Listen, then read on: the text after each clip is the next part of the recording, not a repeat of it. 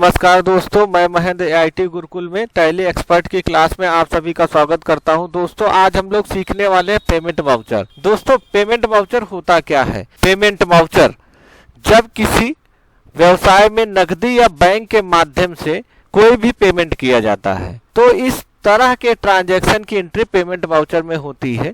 कोई भी बिजनेस है वहां पर नगद या बैंक के माध्यम से कोई भी पेमेंट कर रहे हैं उसकी एंट्री पेमेंट वाउचर में होगी दोस्तों। लेकिन याद रहे, जब हम परचेस कैश में करते हैं तो उसकी एंट्री पेमेंट वाउचर में नहीं करेंगे, क्योंकि उसके लिए टैली में परचेस का लेजर अलग से बना हुआ है। तो दोस्तों पेमेंट वाउचर को समझने के लिए एक उदाहरण से देख लेते हैं। जैसे मान लेते हैं हमने 1 अप्रैल को राहुल को 5,000 रुपए नगद उधार दिए।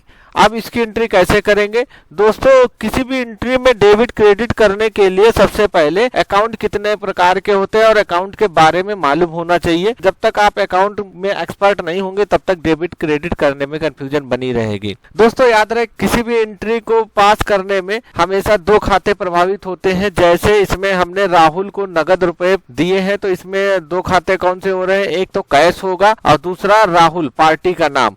तो देख लेते हैं कैश दोस्तों किस में आएगा? कैश हमेशा रियल अकाउंट में आता है। और रियल अकाउंट के बारे में अगर मालूम है तो उसमें डेबिट क्रेडिट का रूल पता होना चाहिए कि जो वस्तु व्यापार में आए उससे डेबिट करो। डेबिट व्हाट कम्स इन, जो वस्तु व्यापार से जाए उसे क्रेडिट करो। Credit what goes out. तो यहाँ पे हमारे व्यापार से वस्तु जा रही है, मतलब कैश जा रहा है, तो इसलिए यहाँ पर ये क्या होगा? कैश क्रेडिट होगा। दूसरा अकाउंट हमारा प्रभावित है वो राहुल पार्टी का नाम है। तो किसी भी पार्टी, ट्रस्ट या संस्था का नाम है वो पर्सनल अकाउंट में आता है दोस्तों। तो पर्सनल अकाउंट के रूल से भी हम अगर समझ लेंगे तब भी कर लेंगे, और अगर एक हमने कर लिया तो दूसरा ऑटोमेटिक डेबिट हो ही जाएगा। जब क्रेडिट कैश हो गया तो डेबिट राहुल हो गए। लेकिन अगर हम दूसरा अकाउंट भी समझ लेते हैं रूल के अकॉर्डिंग तो उससे भी समझ लेते हैं। पर्सनल अकाउंट का रूल क्या होता है? Debit the receiver, credit the giver. जो रिसीव कर रहा है वो डेबिट होगा और जो दे रहा है वो क्रेडिट होगा। तो यहाँ पे राहुल रिसीव कर रहे हैं तो राहुल क्या होंगे? डेबिट होंगे दोस्तों। दूसरा एक और समझ लीजिए कि पेमेंट वाउचर में किसी भी पार्टी, कोई भी एक्सपेंस है, इनडायरेक्ट, डायरेक्ट या फिक्स एसेट है, उसको हम डेबिट में रखते हैं और क्रेडिट में कैश या बैंक रख लेते हैं। तो दोस्तों इसकी एंट्री हम समझ लेते हैं। इसके लिए हम टैली में आएंगे और अकाउंटिंग वाउचर पे आएंगे। यहाँ दोस्त सबसे पहले हम वाउचर सेलेक्ट कर लेते हैं। उसकी शॉर्टकट की अगर नहीं मालूम है तो आप यहाँ पे देखेंगे ये साइड में जो है, ये साइड में आपका दिखाई दे रहा है कॉन्ट्रा F4 पेमेंट। ये आप यहाँ से देख सकते हो। डायरेक्ट जैसे कॉन्ट्रा लगाना F4 क्लिक कर देंगे आ जाएगा, या पेमेंट लगाना F5 से आ जाएगा इस तरीके से। और आप यहाँ पे पार्टी नेम सेलेक्ट कर लीजिए। लेकिन सबसे पहले डेट यहाँ सेलेक्ट करते हैं। अगर डेट का ऑप्शन नहीं आ रहा है कि हमें डायरेक्ट स्किप हो रहा है, डेट पे नहीं जा रहा है, तो उसके लिए समझ लीजिए ये इसलिए किया जाता है, जैसे एक मंथ में हमें एक ही मंथ की सारी एंट्री करनी है तो हमें बार बार ये डेट के कॉलम में ना आए हमारा कर्सर और हमारा टाइम ना वेस्ट हो, उसके लिए सेटिंग कर ली जाती है। अगर आप चाहते हैं कि नहीं इस पे कर्सर आए हर बार तो आप इसके लिए भी देख लेते हैं। क्या करेंगे? F12 नीचे कॉन्फ़िगरेशन है, यहाँ पे माउस से क्लिक कर दीजिए या कीबोर्ड से F12 प्रेस कर देंगे। यहाँ पे प्रेस करने के बाद में यहाँ देखेंगे शो मोर कॉन्फ़िगरेशन को यस कर दीजिए। यहाँ पे आइए, इसको यस कर दीजिए और यहाँ पे अब ऑप्शन शो हो जाएंगे। और यहाँ पे दोस्तों जब इंटर करेंगे तो यहाँ पे लिखा होगा skip the date field during the creation. इसको हमने यस कर दिया इसलिए वो फील्ड वाउचर को स्किप कर देता है, वो ऑप्शन नहीं आता। अगर नो कर देंगे तो ये एंट्री करने से पहले आपको डेट चेंज करने का ऑप्शन देगा कि भैया आप यहाँ पे डेट चेंज कर दीजिए। जैसे कि देखिए यहाँ पे दिखाई दे रहा है कि हमने 1 अप्रैल को किया था तो यहाँ पे 1/4 करके इंटर कर देंगे। यहाँ पे पार्टी नाम, जैसे हमने राहुल से खरीदा था तो यहाँ पे राहुल नाम की पार्टी होगी तो देख लेंगे, नहीं तो हम यहाँ पे Alt+C से लेजर बना लेंगे राहुल का। यहाँ देखेंगे कि हमने एडवांस दिया है, उनको लोन के रूप में दिया है, तो इसलिए हम यहाँ पे अंडर इसका क्या रखेंगे? लोन एंड एडवांस रखेंगे। सन्डी क्रेडिटर या डेबिटर नहीं रखेंगे क्योंकि हमने एडवांस दिया है। और इंटर करके एक्सेप्ट कर लेंगे। यहाँ पे हमने 5,000 रुपए दिए थे तो 5,000 इंटर करेंगे। इंटर करेंगे यहाँ पर कैश सेलेक्ट कर लेंगे। क्या सेलेक्ट करेंगे? कैश दिया तो कैश सेलेक्ट कर लेंगे। नरेशन में आप नरेशन डाल दीजिए, being cash paid loan and advance to Rahul. Enter कर देंगे। इस तरीके से दोस्तों ये पेमेंट की एंट्री हो गई है। ये आपने एक वाउचर देख लिया है।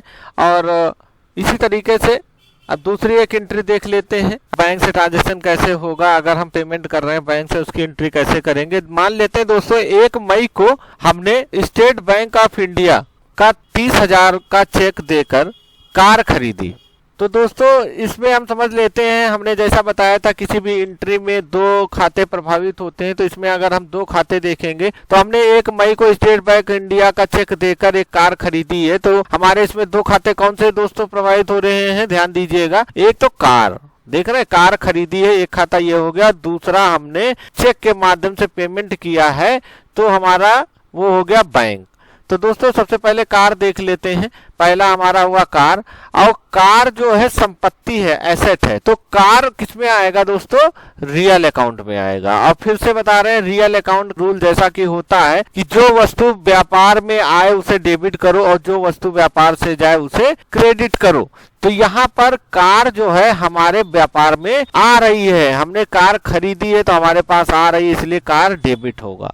इसी तरीके से एसबीआई कौन सा अकाउंट है हमारा, ये पर्सनल अकाउंट है क्योंकि ये ट्रस्ट है।